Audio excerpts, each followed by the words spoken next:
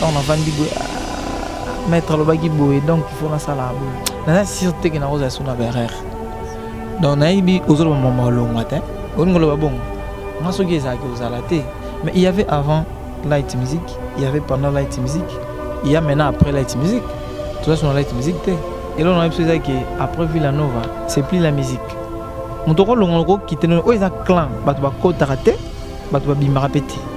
So mon toko na Villanova, so qui bon, na habité sur ekoma. Au moins on a raisonné le monde. Soit à quel côté mon boya, ça applique à l'est, puisque ici c'est la musique. Oh il a ici. Mon qu'on a compétition. Babi est déjà marqué. Tout la compétition musique à Mboka va marquer bi. Mais je suis acoustique 10 à match Glody. J'ai les derniers billes de la compétition avec moi. Le monde m'appartient. Dès que je vais marquer ces billes, il y aura plus personne qui marquera dans la compétition. Nalesa imboa misuni croyant qu'elles sont satisfaits. Or qu'elles sont gênées na mi quoi ya fait ya ba voisin. Après avoir concilié salanda na mi quoi na feti. Asopi boule pelka Obama papa. Sans soit attendu jamais c'est d'un PC pas ba pigeon. Aliment coutume na jamais koki ko boaki sango. Ngapena kolinga te mbanda pile ngatresi. Mama lele oh. Glody Diasika, la mignonne. Hey, la mignonne. Tracy Mbelenga bro. Tracy Mbelenga bro. Kata.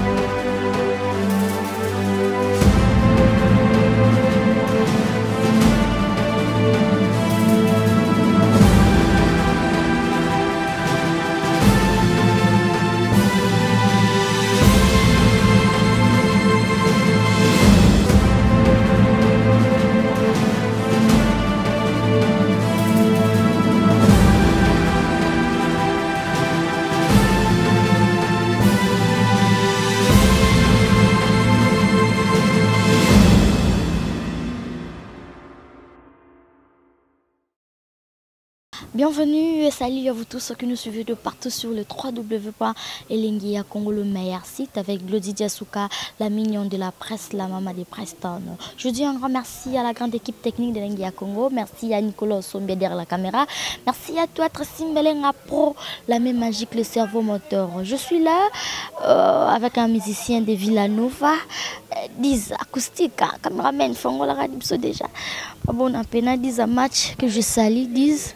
Bonsoir. Bonsoir Diglo. Glody Diasika. Bonne santé. Kitoko normal, ce qu'on a remis bien. Remis bien. Il bosse ma vie. Non, ça m'a bêté mais concentré dans le studio. La qualité là, le reste, débrouillez-vous. Voilà. D'abord félicitations, Tomoni. Pièce rare, on a annoncé déjà titre Nzembo, il y a 10 matchs acoustiques dans 8 pièces rares. Pièces rares, Isaki Nzembo, idée na yo, ton nbeta dans le son. Ouais, ils ont aidé Nanga, et il y a pas mal de gens aussi qui m'ont aidé. Puisque mon émission, ils ont université, étudiants, ils ont ça la recherche. Ça qui fait la recherche, la recherche, c'est ça qui a contacté premièrement la bibliothèque Mbokao, il y a musique Mbokao, le maître Fabregas. Mutaliboso. Il y a musique Mbokao. Oui, il y a Kabo, il y a le bata, il y a Kabo, il y a Bakombo, mais après, il y a Kao. Non, ça va te dire, ça va ça Bison ça fait ya Kabo. Ngande na Zaboué, 1000 ans, 100 ans, 1 million des années par rapport à commander comment. On est là pour na bateau bamié barapé penzate. Maintenant tu te connais, tu sais ce que tu fais, tu connais ton boulot, ce que tu fais et voilà, c'est lui qui m'a aidé et puis na moi na ngapé bébé na que j'ai salé mon bébé to flâner pas aidanga. Elle a 6 ans m'a aidanga trop na inspiration ouais voilà. Il y a un chanteur ou quoi? Alinga route ma musique était. Il soit mon gars na TV au Carabingande va venez voir. Yabinganga tonton. Venez voir tonton Jérès, il est en train de danser. Voilà, on a vrai nom na Jérès Moulumbu. Jérès Moulumbu donc. Ah, c'est comme mon maître. Donc Jérès ko kindaka bu acoustique ba pesanga 10 match ba pesanga. Donc voilà. Et alors, au Kakindengenini, pour la première fois, je pense, Nzembo Nayo, et Bimi peut en plus. Tant déjà Fakito, tout ce Nzembo, on a vraiment concentré ma casse. On a concentré, mais on a que le gros examen doit présenter. On a déjà bino qui a satisfaire. On a peu de distinction. Mais nous attendons la chance de faire sa grande distinction. La qualité est là. Nzembo Bima qui pièce rare, sans image. Mais on a tout suite. Mais quelles sont les difficultés particulièrement rencontrées dans l'album? Bon, pour nous, on a des difficultés. Non, on a des difficultés puisque ils ont boulot. Quand on voit boulot, mon album, tout ça, on a des ans réalisés. On est sur un sacrifice. Et pas battre nous sous au baby métier, il y a des difficultés. Et ça va sacrifier à Moussala. On y s'est sacrifié. Non, maestro qui pressé à passer cet album. Absolument préparons depuis des ans. Parce que il y a sacrifice. Tant comme il faut yemba, to yembi, tout ça le cas l'essentiel. Nous avons 4 minutes 25. Moni 4 minutes. Système qui a trace. Système à trace de musique à la bon. Solo on est bien nous avons été. Tout le monde a 7 minutes, 6 minutes. Et on te le bat. Nganze mona solo depuis na bando yembo mona teke na baninzembo na boki muto yembo boki yembe te zabe na nzembo na pesi message nanga na suka batu balinga biso dédicacer ba nkaka kutu na ba idée nanga so yaleka ngana nga selo mo 2 minutes sans dédicace lai wana ko kima ko yemba toni te ba yemba ndenge yoki wana yemba rande boy acoustique. Voilà, ça continue. Merci à toi, la première dame de Lausanne. Merci, Kouyago Belisha, maman Nari Djandilo, un enfant pas comme les autres. Rit Lolo Motema Moria Kabela, ma partenaire officiel. Disent, souvent les gens disent que Fabregas, après ça va tout chanter, mais il y a toujours Pembe Naye. Les savants ne mentent pas. Quand tu connais, tu connais. Réponse est aux Awana. So, yebi, tant le Pembe Naye, so, yebi. Les gens vont regretter pour passer dans biso misu c'est comme qu'on rattraper biso tout ça là bas mauvais départ à belé les gens vont vendre bi ah il fallait pas dans celle qu'on a dans salaka mais mieux ba inante banana ngamo les air mo vendre na ba gangelo sali poani au salaki bon pour passer ça là bien té tant on vend bi ah mettre le bagi boy donc il faut dans ça boy dans sûreté que na rose sur na berrer. Donc, on a eu aux autres moments longs matin. On a eu bon. On a eu mais il y avait avant light music, il y avait pendant light music, il y a maintenant après light music. Tout ça sur light music. Toi, dans la Villanova. Est-ce que vous avez eu Villanova, mais vous avez eu Zine. Quand on habite, aux autres moments longs, il y avait avant light music. Il y avait eu pendant. Autres qui surtout en light music. Il y a aussi après. Les autres sur après light music. Mais si vous avez une light music, vous avez un comportement dans Villanova. Ah, tu as un pensage dans Villanova. On a eu aussi. Après light music, c'est là tout ça. Après light music, c'est ce Villanova. Dans Villanova, donc voilà. Merci beaucoup, Dizamatch. Musicien, excusez-moi le bata que non va bien abino bengra. Ce qui est quoi arrivé pour tous abattre. Bien sûr, ni mais arrivé que non on a Villa Nova. Ce qui est arrivé que nous avons Villa Nova pour na kiwapi. La musique c'est dans Villanova, je te jure. Bella et Bella ya baoana. Et là on a dit que après Villanova, c'est plus la musique. Mon toko longo quitter no eza clan, bato ba ko tarate, bato ba bima répéter. So mon tozaki na Villanova, so qui bon, na habité sur ekoma. Au moins on a raisonner le mot. Soit à quel côté mon boya, ça applique à l'est puisque ici c'est la musique. Où est la usine? Comment contre nan? Bazaba contre nan? Contre président, contre nini? Ngana ebi na mamozo tout nangate. Parce que ce qui est la première ba Villanova na, et la première ya ba merveille, ya bien. Et puis m'toye ce nous après na et osara mettre. Bon maman mon ebi ça, ezara mettre. La ebi que tu tourner no ba te belle, la batala solo banini donc maman na ebi so ngana. Ngana banda depuis ba tant dans la light music na banda déjà na imbara Valériano ezalaka na talo nango te aimé. La chanson cartonnait déjà sans image. Hein? Nesous na imbita bita. Ezalaka yo bébé langai même atana ke boulot nzoto ya mbamba. Na rien qui sans image et après. Lelo na suna raison te yalobaki bana kini nzembo na ngwana bozela to sana ba clip te. Ngana na tante ya sa batuke no pièce rare ya ngwana mais bana kini bo pesa kaka 1 mois 2 mois bozela clip bimate la qualité là.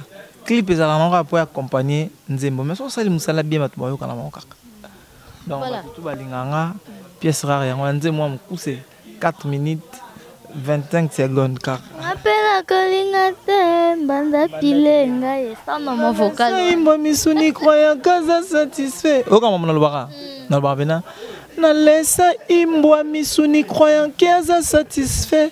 Or kazo sont gênés na mi quoi ya fête ya ba voisin. Après avoir concilié salanda na mi quoi na fête. Asopi boule pelka Obama papa.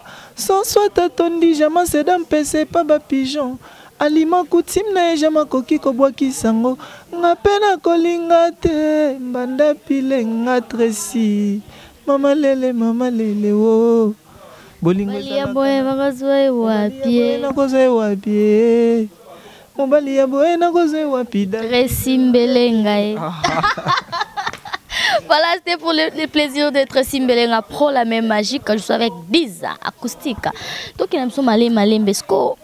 Bato balingaka mingi mais baotala ke na light ezape na bato bakendaki yo siko ozano na Villanova esala osko ndenge nini tant au moni départ ya bande kona wana rien du tout hein to se séparer na niveau de travail na niveau artistique yo bengana on reste des fratés bengana en fait biso tout to kutane na musique tant to kaboy na musique to ça hypocrite tant to kaboy na musique tant on a bengana ezaki bengana ndeni osabe lobby rap so anana focal mon boya il faut to raisonner c'est le to benga les apoto lobani dans toute une question poto lobani il faut la musique après musique vous avez frère toi va frère on a bi so to kutani bonjour non koboni c'est bon ça passe c'est tout pour s'appeler ce to benga les apoto loba nini to lobani c'est la famille on a lobby boy so to benga na bango bona guerre bana nyango zolo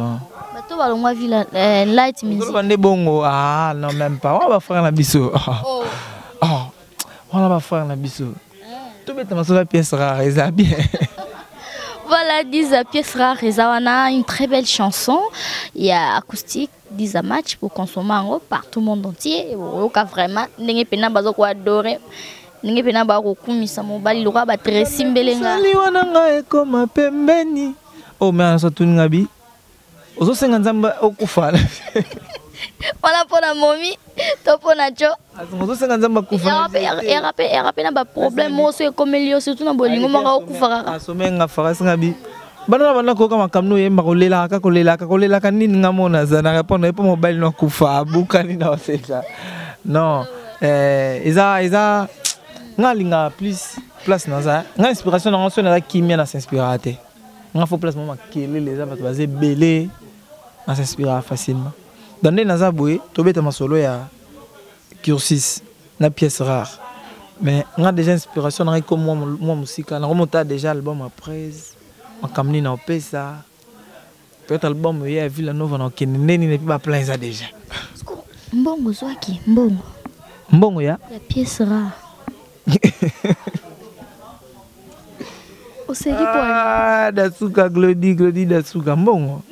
Non, on a un chanteur. On a un chanteur, on a le chant. L'ouvrier mérite bien son salaire. Mais on a un chanteur. On a tout bête à ma seule chant. Mbongo. On se retrouve dans Nino, Yembichan. Ah, qu'on se retrouve, tout se retrouve déjà. Je le dis, moi, qu'on se retrouve. Tout coup, tout ça qui nous a une conférence de presse. Au moins, tout ça qui est en répétition. Tu sais, une répétition. Tout coup, on a rep. Voilà. Tant on a zone, on a qui on a rappé. Le bipé non, il y a sous rep avant. Mais apparemment, on est dit, oh, Nzembo Yembi boy, mais Kozambo, on te zone mutuka. Et les gars, na Villa Nova. Maman, on va comprendre bien. Et puis, ils ont souffert. On va pas noter comme Nzembo. Les autres souffrent. Les gens ont un problème sérieux. Il faut qu'ils aient un Guilhem Menga. Il faut qu'ils aient un pastariki Muzembo El Manintu. Il faut qu'ils aient un Mélène Ali à Onguba, Maman Brian. Non, t'angelo. Il faut qu'ils aient un Londres Clovis Bakuka Boss Live. Il faut qu'ils aient un Grenoble Yaguiewa. Il faut qu'ils aient un Boss David Lutete, millionnaire en dollars. Là, il y a un problème. Tout va bien, va serre, va tout mais et je suis porté pour l'instant. Gaucha Zwanena. Bon, Di Gloria n'a parlé, to bêta on a parlé. Voilà, comprenez que nous sommes en direct, je suis les Rara Boémé. Vous avez moi première partie de l'accident, on dit un match, mais monsieur Zébélé, tout bêta pena c'était à pièce rare. Tourner, et puis quand on va fatiguer après rep boy, des alara. On a profité de l'occasion pour dire un grand merci à Mère KGR. Grâce Lambi, il faut bien à Glody. Grâce Lambi, Mère KGR. Et puis, on a bien Massananga, il y a bien. Il y a eu Bango le Gatayo. Annette Dinga, Meya. Massananga Balan, Denga Paris. Massananga Penza, Annette Dinga, Meya. Somenga Montro, mais nous tenons à 10 matchs. La paix, c'est tout merci. Et puis, Platine Benga, il y a Guidi Kabaka, Ready Black, dans Montréal. Na pesi bino tumbote nga un problème que tu vas dédicace. Problème ténèbres que les gars n'ont les sco. Ni non c'est pas maestro. Et là c'est pelate. On maintenant Kolobango franchement il faut en réfléchir. Oh. Parce que pour na chic ba prendre biso babi. Ceux qui peuvent l'ingosa net tout supérieur na yo remarque ba ça qui na biso batute. Ce qui est allé. Bangi. Non, ça n'est pas clair. Soyez ça. Moi, on peut zater. Mais là, on a c'est la capenza penzate n'est cause zater. Mais ça, mon travail, mais des fois, ça va qualité. Mais quand c'est la peine, c'est pelité. Bon bigara. Bon bigara. Light musique, tu le Villa Nova, voilà. Par la grâce de Dieu, tout va dans tout sur la. Nous avons une prière. Nous avons qui c'était? Qui est là? Qui c'est? Bon, on a la cause à nous, mais nous avons une prière.